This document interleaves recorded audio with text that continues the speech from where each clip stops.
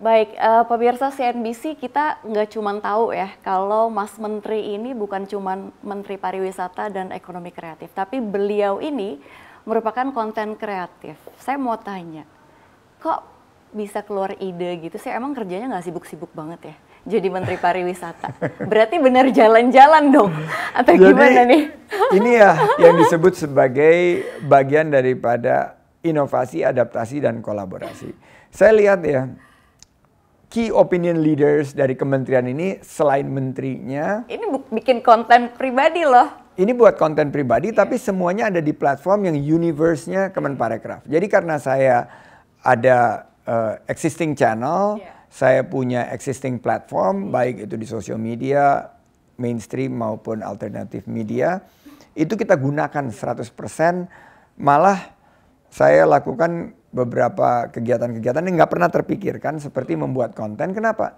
Karena budget kita sangat minim. Anggaran kita sangat kecil. Kita nggak bisa ngajak kayak dulu untuk berpromosi dengan ya lebih leluasa. Sekarang dengan budget yang kecil terpaksa kita beradaptasi, berinovasi. Kita create konten. Dan konten-konten itu sekarang ini kan yang disukai sama milenial itu adalah konten-konten yang ringan, yang edukatif, konten-konten yang menghibur. Misalnya ada desa yang ada di Kecamatan Kaliangkrik di Kabupaten Magelang. Nama desanya sih dusunnya itu Dusun Butuh. Tapi dia dikenal sebagai Nepal Van Java. Karena kalau datang ke sana, Safira, nggak terlalu jauh dari tempat kamu lahir, itu majestic. Dan ada gunung Sumbing yang kalau lagi pagi-pagi sunrise itu benar-benar epic gitu. Saya datang ke sana, tinggal di sana 1-2 hari, kita berkegiatan, touring dan lain sebagainya, dan kita buat konten. Yang nonton itu lebih dari 7 juta orang. Berarti ini saya langsung bilang antisipasi. Next week bakal banyak yang datang sih, bener aja membludak sampai harus ditutup. Karena batas mereka tuh hanya bisa menghandle sekitar 5.000 kunjungan per hari, yang pada saat itu yang datang karena kita berhasil sosialisasikan naik sampai 2-3 kali lipat. Menanggapi beberapa wilayah yang emang ya kita harus utamain dulu wisatawan Nusantara. Tapi kan beberapa wilayah seperti Bali dia memang mengharapkannya dari wisatawan asing gitu, Mas. Iya, saya terus meyakinkan teman-teman bahwa wisatawan mancanegara akan kembali tentunya ke Bali, tapi kita perlu mengedepankan, memprioritaskan sisi kesehatan. Kita harus memprioritaskan aspek pengendalian COVID-19. Dan dengan adanya varian Omicron ini, pembicaraan kita seperti vaccinated travel lanes dengan Australia, karena mayoritas wisatawan mancanegara yang ke Bali itu dari Australia, dan itu the obvious choice untuk dibuka pertama kali. Kita harus tunda dulu, kita tunggu perkembangan dari varian ini, karena Afrika Selatan melonjak sampai 2-3 kali lipat. Nah, untuk sementara wisatawan mancanegara lah yang menjadi andalan.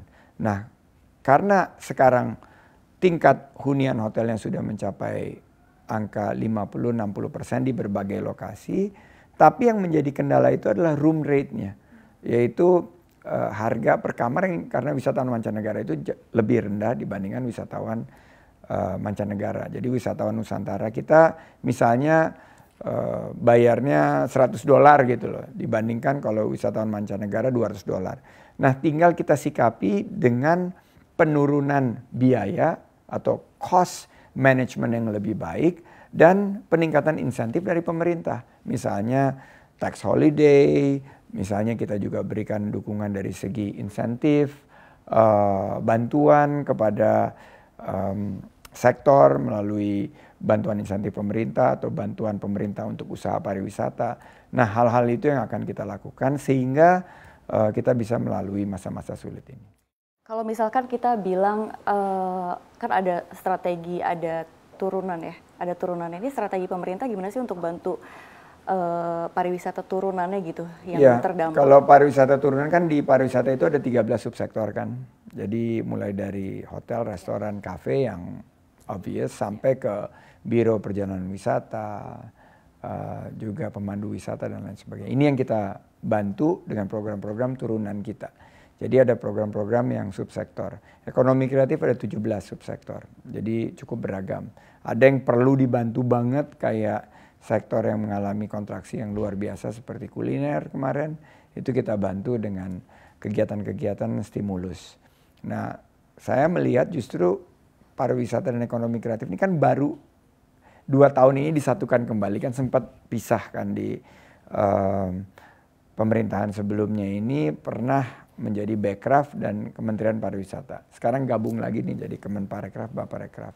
Ini kesempatan kita untuk program-program turunan tersebut lebih terintegrasi, terkolaborasi, tersinkronisasi dan terorkestrasi dengan lebih baik. Dan itu kita terus monitor per bulan. Dan saya yakin dengan seiring pengendalian COVID-19 yang lebih baik, kita akan bangkit untuk memulihkan ekonomi. Jadi bringing back economy itu adalah bringing back tourism and creative economy. As simple as that. Kalau kita bisa nanganin COVID, kita bisa bangkitkan parekraf, kita akan bangkitkan ekonomi, tingkatkan penghasilan masyarakat, buka lapangan kerja seluas-luasnya. Ekonomi kita ini driven by COVID. Jadi sangat-sangat bergantung terhadap pandemi dan ekonomi kita akan bergerak sesuai dengan penanganan COVID baik di Indonesia maupun secara global.